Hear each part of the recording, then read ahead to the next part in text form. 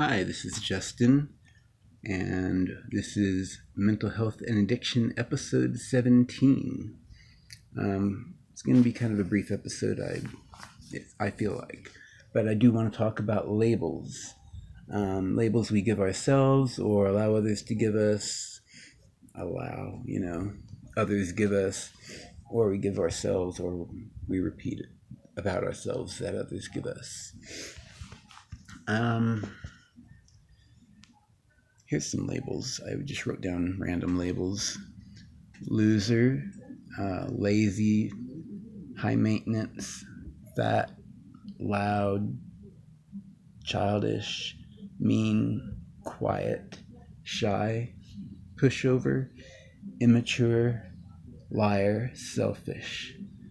A label based on one's race, religion, or beliefs, such as slurs or other things like that.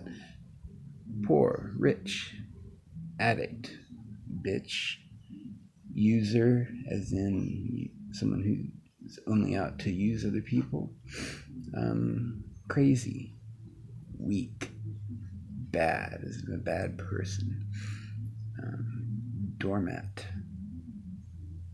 as in having no backbone, letting people walk all over you, disrespectful, asshole, weird, unstable, quitter, mental patient.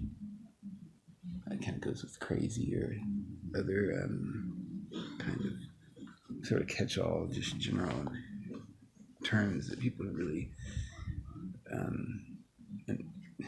aren't really very discerning in what terms they use. It's kind of just like sick, sickly, boring. Now, labels bring judgment, and judgment brings more complications to recovery. It just does. Labels.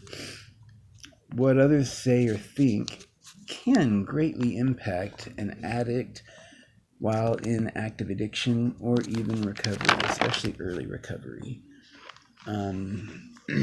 People are oftentimes, when they are an addict, they're very unstable, obviously, but they also, more than they may let on, and more than you may realize, but they're insecure, and insecurity is about perceived perceptions of them by others, and how they perceive them, totally incorrectly or not.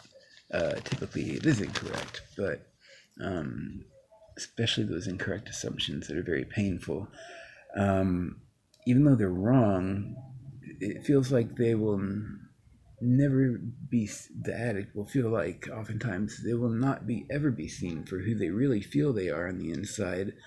Only the mess that has kind of been strewn about them. They can't be seen, like the forest can't be seen for the trees, if you will. But it's right there. But all they see is, the shambles of life that you obviously feel, and as an addict would feel, and absolutely hate about your life. Trust me, addicts hate that.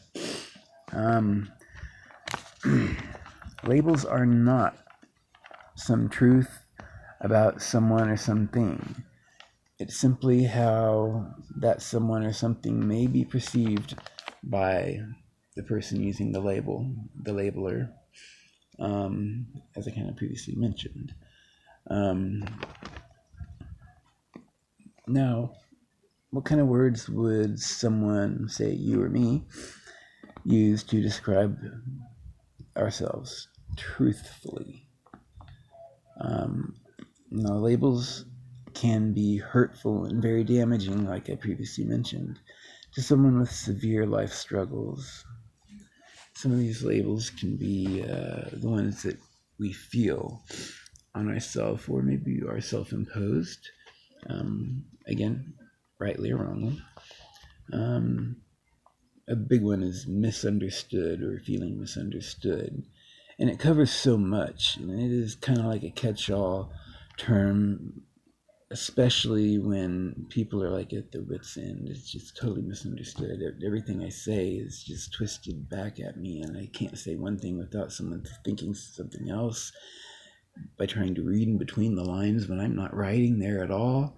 I'm writing in bold print, normal way to get your attention, and there's nothing in between the lines. People read in between the lines and they misunderstand things. Other labels that we may have about ourselves are hated, disliked, or confused, misguided, possibly, being a failure, feeling like a failure, being or feeling like you are a boring person, feeling like or knowing that you are a doormat, which can go with being confused about how to, remedy that without losing friends and others. There's other synonyms for doormat, like having no backbone and stuff like that. And I'm going to talk about how my labels have changed since getting clean. In general, I can say that I have more self-esteem, but I am also, since being clean and being able to recognize some of the tatters of my life,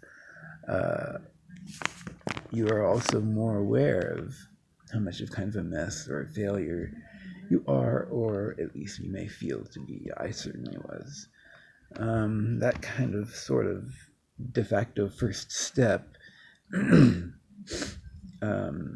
is in that realization, but at the same time, looking at the bigger picture of, hey, at least now you are able to be aware of it, or at least able to appreciate the shambles of your life, and you're in more of a position to be able to do something about it in recovery. And when you're being clean, when you've been clean, you're able to look at that bigger picture, and you're able to be aware of what's going on in your life, and start having some realizations about what you can do to put forth those efforts to enact those changes that you need in your life and to improve your life and your circumstances. But don't be hard on yourself, because improving those circumstances can be extremely challenging, especially if there's any legal situations going on. But in general, it's like starting over. And starting over may also be part of the most difficult things in the process of getting and staying clean and staying in recovery. Maybe one of the most difficult things you ever do is to get clean. And, some people fail in certain areas of this the first time they try.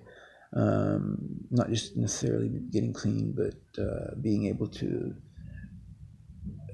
effectively address the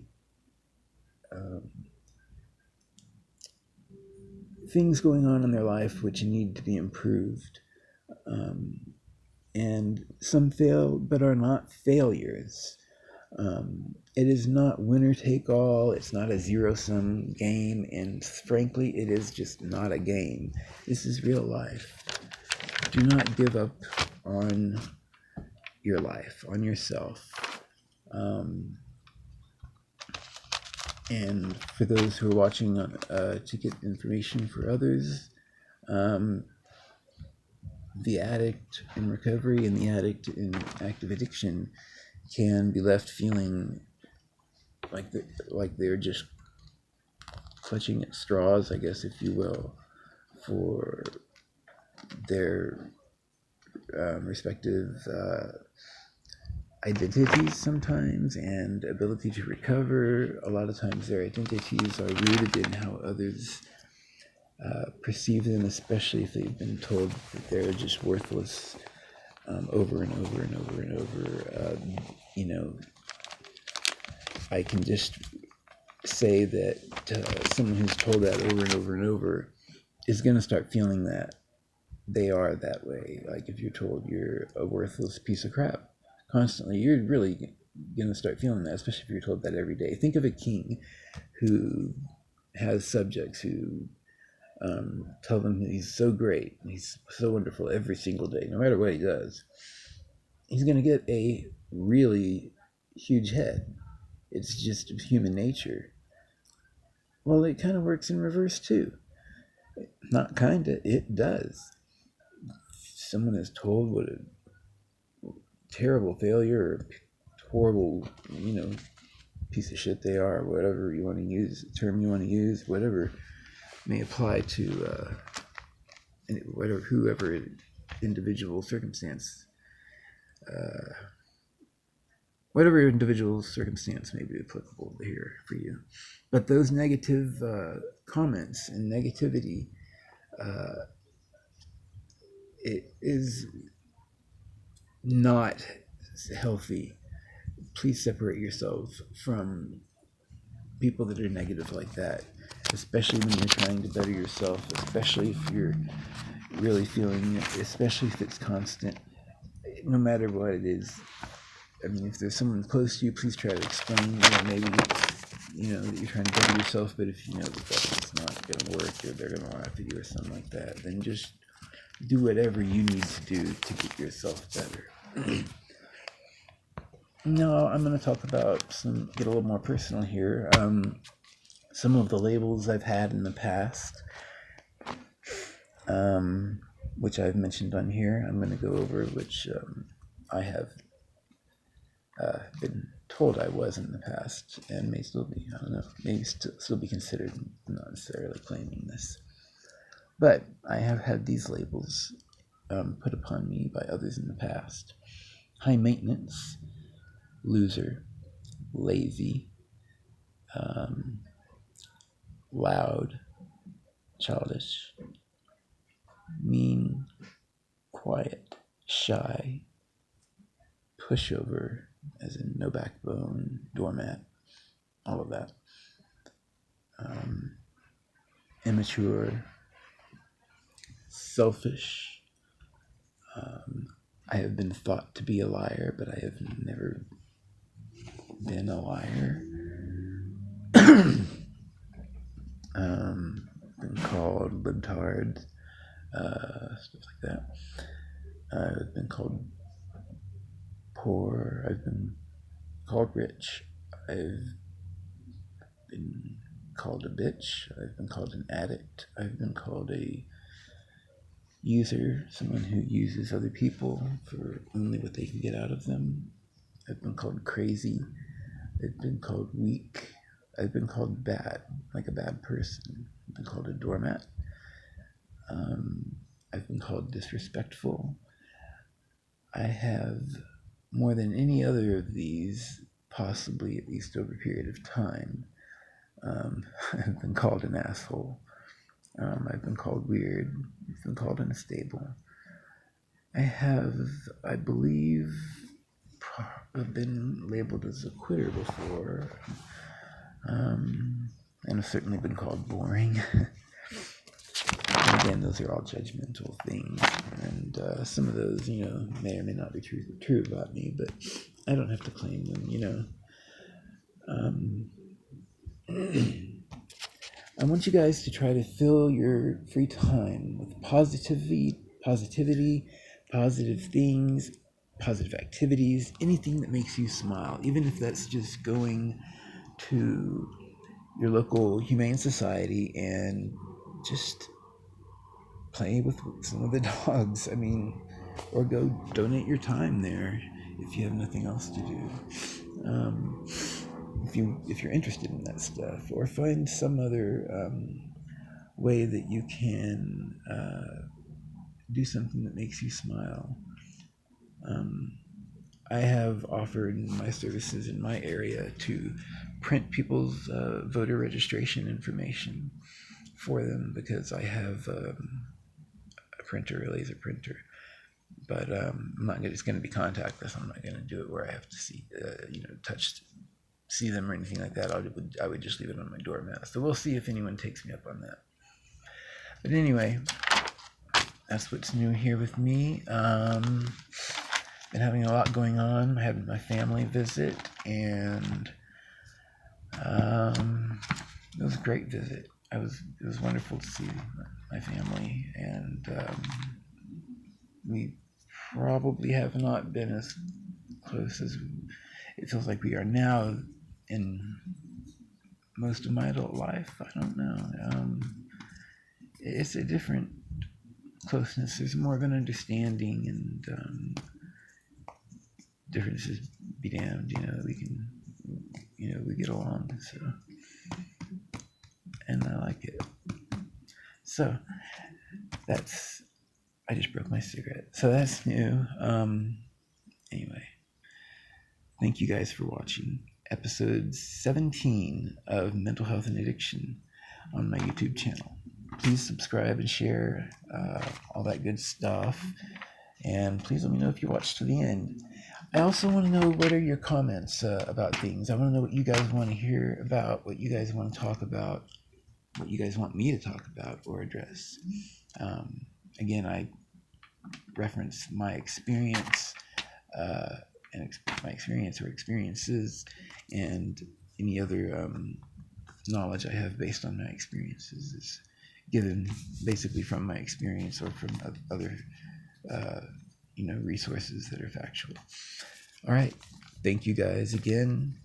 Episode 17. Ciao.